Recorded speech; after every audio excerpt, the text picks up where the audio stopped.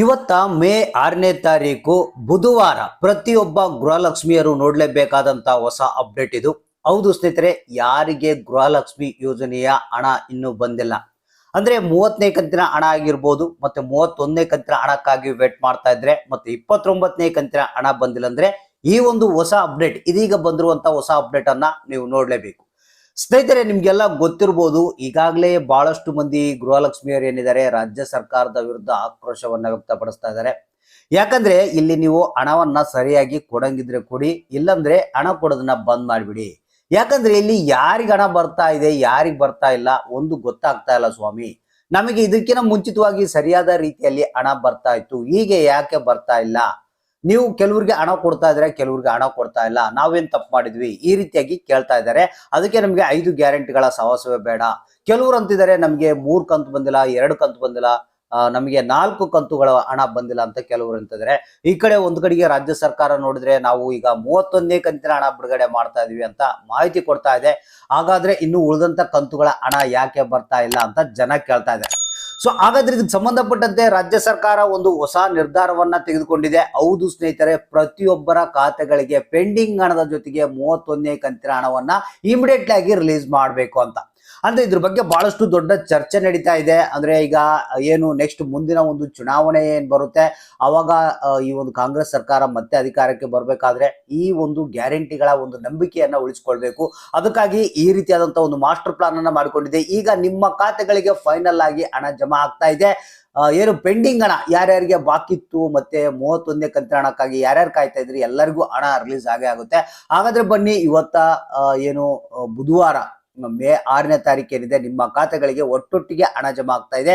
ಯಾವ ಜಿಲ್ಲೆಗಳಿಗೆ ಎಷ್ಟು ಹಣ ಬಿಡುಗಡೆ ಆಗ್ತಾ ಇದೆ, ಯಾರೆಲ್ಲ ಹಣವನ್ನ ಪಡಿತಾ ಇದ್ದಾರೆ ಅನ್ನೋದ್ರ ಬಗ್ಗೆ ಮಾಹಿತಿಯನ್ನು ತಿಳಿಸ್ಕೊಡ್ತಾ ಇದ್ದೀನಿ. ಕೆಲವೊಂದು ಮುಖ್ಯವಾದಂತ ಟಿಪ್ಸ್ ಗಳನ್ನ ನಿಮಗೆ ಕೊಡ್ತಾ ಇದ್ದೀನಿ. ಅಂದ್ರೆ ಯಾರಿಗೆ ಹಣ ಬರ್ತಾ ಇಲ್ಲ, ಯಾಕೆ ಬರ್ತಾ ಇಲ್ಲ, ಏನ್ ಮಾಡ್ಬೇಕು ಅನ್ನೋದ್ರ ಬಗ್ಗೆ ಕೆಲವೊಂದು ಟಿಪ್ಸ್ ಕೂಡ ನಿಮ್ಗೆ ಕೊಡ್ತೀನಿ. ಆ ಕೆಲಸಗಳನ್ನ ಇಮಿಡಿಯೇಟ್ ಆಗಿ ಮಾಡ್ಕೊಳ್ಳಿ, ನಿಮಗೆ ಹಣ ಬರೋದಕ್ಕೆ ಪ್ರಾರಂಭ ಆಗುತ್ತೆ.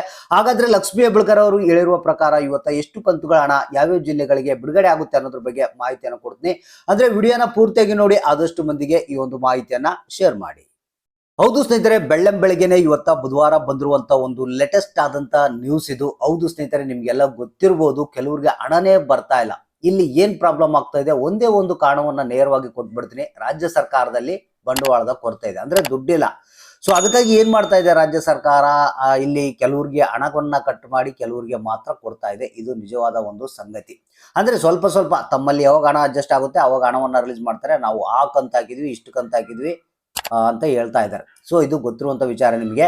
ಸೊ ಇಲ್ಲಿ ಏನ್ ಮಾಡ್ಬೇಕಪ್ಪ ನೀವು ಕೆಲವೊಬ್ರು ಅಂತಂದ್ರೆ, ಮೊದಲು ನಿಮ್ಮ ಗೃಹಲಕ್ಷ್ಮಿ ಯೋಜನೆಯ ಸ್ಟೇಟಸ್ ಅನ್ನ ಚೆಕ್ ಮಾಡ್ಕೊಳ್ಳಿ. ಅದರಲ್ಲಿ ಏನಾದ್ರೂ ಸಮಸ್ಯೆ ತೋರಿಸ್ತಾ ಇದೆ ಅಂದ್ರೆ ಅದನ್ನ ಇಮಿಡಿಯೇಟ್ ಆಗಿ ಸರಿಪಡಿಸ್ಕೊಳ್ಳೋದಕ್ಕೆ ಟ್ರೈ ಮಾಡಿ. ಇಲ್ಲಪ್ಪ ಅಂತಂದ್ರೆ ನಿಮ್ಮ ಹತ್ತಿರದ ತಾಲೂಕು ಪಂಚಾಯತ್ಗಳನ್ನ ಒಂದ್ಸಲ ವಿಸಿಟ್ ಮಾಡಿ. ಅಲ್ಲಿ ಈ ಒಂದು ಗೃಹಲಕ್ಷ್ಮಿ ಸಂಬಂಧಪಟ್ಟಂತ ಸಪರೇಟ್ ಆದಂತ ಒಂದು ಡಿಪಾರ್ಟ್ಮೆಂಟ್ ಇರುತ್ತೆ, ಅಲ್ಲಿ ಆದ್ರೂ ಎನ್ಕ್ವೈರಿ ಮಾಡಿ. ಇಲ್ಲಾಂದ್ರೆ ಮಹಿಳಾ ಮತ್ತು ಮಕ್ಕಳ ಕಲ್ಯಾಣ ಅಭಿವೃದ್ಧಿ ಇಲಾಖೆ ಏನಿರುತ್ತೆ ಅಲ್ಲಿ ಆದ್ರೂ ನೀವು ಚೆಕ್ ಮಾಡ್ಕೊಳ್ಬಹುದು. ಅಲ್ಲಿ ಕೂಡ ಒಂದು ಡಿಪಾರ್ಟ್ಮೆಂಟ್ ಇರುತ್ತೆ, ಒಂದು ಗೃಹಲಕ್ಷ್ಮಿಗೆ ಸಂಬಂಧಪಟ್ಟಂತೆ. ಅಲ್ಲಿ ಕೂಡ ನೀವು ಕೇಳ್ಬೋದು ಈ ರೀತಿಯಾಗಿ ಹಣ ಬರ್ತಾ ಇಲ್ಲ ಅಂತ.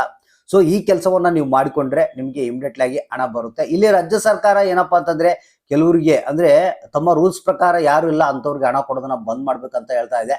ಸೊ ಅದಕ್ಕಾಗಿ ಎಲ್ಲರೂ ಜೀವಿತ ಪ್ರಮಾಣ ಪತ್ರ, ಈಗ ರಾಜ್ಯ ಸರ್ಕಾರ ನೋಡ್ತಿರೋದು ಮೇನ್ ಟಾಪಿಕ್ ಇದೆ, ಜೀವಿತ ಪ್ರಮಾಣ ಪತ್ರವನ್ನ ಎಲ್ಲರೂ ಸಬ್ಮಿಟ್ ಮಾಡಬೇಕು. ಸೊ ಅದ್ರ ಜೊತೆಗೆ KYC ಅಂತ ಹೇಳ್ತಿದ್ದಾರೆ, ಅದೇನು ಸಿಂಪಲ್ ಆಗಿ ನೀವು ಮಾಡ್ಬೋದು.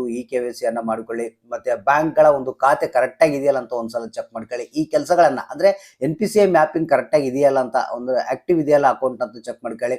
ಈ ಕೆಲಸಗಳನ್ನ ಮಾಡಿದ್ರೆ ಇಮಿಡಿಯೇಟ್ಲಿ ಆಗಿ ನಿಮ್ಮ ಖಾತೆಗಳಿಗೆ ಹಣ ಬರೋದಕ್ಕೆ ಶುರುವಾಗುತ್ತೆ. ಸೊ ಇದೀಗ ಬಂದಿರುವಂತ ಒಂದು ಹೊಸ ಅಪ್ಡೇಟ್ ಪ್ರಕಾರ ಇವತ್ತ ಕೆಲವೊಂದು ಜಿಲ್ಲೆಗಳಿಗೆ ಏನು 29, 30 ಕಂತುಗಳನ್ನ ಅಂದ್ರೆ 29 ಮತ್ತು 30ನೇ ಕಂತಿನ ಹಣವನ್ನ ಬಿಡುಗಡೆ ಮಾಡ್ತಾ ಇದಾರಂತೆ. ಅಂದ್ರೆ ಕೆಲವರಿಗೆ ಪೆಂಡಿಂಗ್ ಇತ್ತಂತ ಹೇಳ್ತಾ ಇದಾರೆ. ಇಲ್ಲಿ ಚಿಕ್ಕಮಗಳೂರು ಜಿಲ್ಲೆ, ಶಿವಮೊಗ್ಗ ಜಿಲ್ಲೆ, ಬೆಳಗಾವಿ ಜಿಲ್ಲೆ, ಕೊಪ್ಪಳ ಜಿಲ್ಲೆ, ಬಾಗಲಕೋಟೆ, ಹಾವೇರಿ, ಬೆಂಗಳೂರು ನಗರ, ಬೆಂಗಳೂರು ಗ್ರಾಮಾಂತರ, ಕೊಡಗು, ಬೆಳಗಾವಿ, ಕೋಲಾರ, ಕೊಪ್ಪಳ, ಬೀದರು, ಮಂಡ್ಯ, ಹಾಸನ, ಕಲಬುರಗಿ, ವಿಜಯನಗರ, ಬಳ್ಳಾರಿ, ಗದಗ, ಧಾರವಾಡ, ಯಾದಗಿರಿ ಅಂತ ಹೇಳಿದ್ದಾರೆ. ಇಷ್ಟು ಜಿಲ್ಲೆಗಳಿಗೆ 29 ಹಾಗೂ 30ನೇ ಕಂತಿನ ಹಣ ಬಿಡುಗಡೆ ಮಾಡ್ತಾ ಇದಾರೆ ಅಂತ ಮಾಹಿತಿ ಬಂದಿದೆ. ಸೊ ಅಂದ್ರೆ ಯಾರಿಗಾದ್ರೂ 29 ಮತ್ತು 30ನೇ ಕಂತಿನ ಹಣ ಬಂದಿಲ್ಲ ಅಂದ್ರೆ ಇವತ್ತ ತಾಳ್ಮೆಯಿಂದ ಕಾಯ್ತಾರೆ, ನಿಮ್ಮ ಖಾತೆಗಳಿಗೆ ಹಣ ಜಮಾ ಆಗುತ್ತೆ.